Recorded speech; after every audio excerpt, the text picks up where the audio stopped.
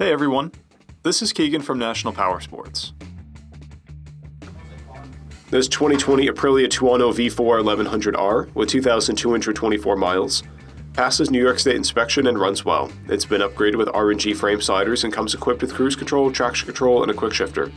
The Tuono V4 factory thrives on the street or track, showcasing Aprilia's race-winning ability in street-legal form.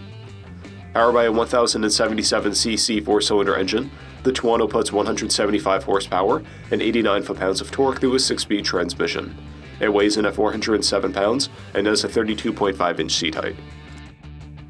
To see everything we know about this vehicle, including full mechanical and cosmetic condition reports, the service repair order, high-resolution photos, and more, please visit the listing on our website. We have also purchased the CycleCheck's Vehicle History Report.